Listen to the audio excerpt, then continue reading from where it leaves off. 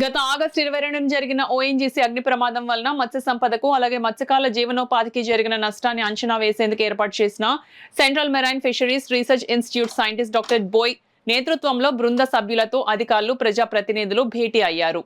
ఈ సందర్భంగా doctor Joy PowerPoint presentation ద్వారా సర్వే యొక్క వివరాలను ఈ సందర్భంగా వివరించారు. జిల్లా కలెక్టర్ షణ్మోహన్ ఆధ్వర్యంలో కాకినాడ కలెక్టరేట్ ఓఎన్జీసీ అధికారులు, యానం పరిపాలనా అధికారి అంకిత్, ఆంధ్రప్రదేశ్ ప్రభుత్వ విప్ ముమ్మిడివరం ఎమ్మెల్యే దాట్ల సుబ్బరాజు, యానం మాజీ మంత్రివర్యులు మల్లాడి కృష్ణారావు, కాకినాడ సిటీ ఎమ్మెల్యే వనమాడి వెంకటేశ్వరరావులతో సమావేశం జరిగింది. గత ఆగస్టు 22న జరిగిన ఓఎన్జీసీ అగ్ని ప్రమాదం వల్ల మత్స్య సంపదకు అలాగే మత్స్యకారుల జీవనోపాధికి జరిగిన నష్టాన్ని అంచనా వేయటకు ఏర్పాటు చేసిన central marine fisheries research institute scientist doctor Joy PowerPoint presentation ద్వారా సర్వే యొక్క వివరాలను ఈ సందర్భంగా వివరించారు. ఈ సందర్భంగా యానం మాజీ మంత్రివర్యులు మల్లాడి కృష్ణారావు మాట్లాడుతూ మత్స్యకారులకు మత్స్య సంపద దొరకపోవడం వల్ల చాలా ఆర్థిక ఇబ్బందులు గురవుతున్నారని, మత్స్యకారుల సమస్యలకు శాశ్వత పరిష్కారం చూపించాలని కోరారు. ప్రభుత్వ విప్ ఉమ్మడివరం ఎమ్మెల్యే దాట్ల సుబ్బరాజు మాట్లాడుతూ ఇదివరకు పోలిస్తే ఇప్పుడు సముద్రంలోనూ నదుల్లోనూ మత్స్య సంపద చాలా గణనీయంగా తగ్గిందని తెలియజేశారు. కాకినాడ సిటీ ఎమ్మెల్యే వనమాడి కొండబాబు మాట్లాడుతూ ఈ అగ్ని ప్రమాదం వల్ల ఏర్పడిన కాలుష్యం అంతా కాకినాడ తీర ప్రాంతానికి చేరడంతో ఇక్కడ ఉన్నటువంటి మత్స్యకారులకు వారి యొక్క జీవనోపాధి దెబ్బతింటుందన్నారు.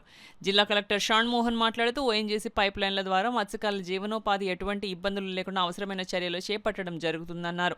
ఓఎన్జీసీ ఈడీ ప్రబల్ సేన్ గుప్తా మాట్లాడుతూ భవిష్యత్తులో ఇలాంటి విపత్తులు సంభవించకుండా అన్ని చర్యలు తీసుకుంటామని, పైప్ లైన్ ప్రాంతంలో రిపేర్లు చేపట్టక అన్ని ఏర్పాట్లు చేశామని, ఈ రిపేర్లకు స్థానికులు సహకరించాలని విజ్ఞప్తి చేశారు. ఈ సమావేశంలో జిల్లా మత్స్యశాఖ అధికారి వి కృష్ణారావు, ఇతర అధికారులు తదితరులు పాల్గొన్నారు.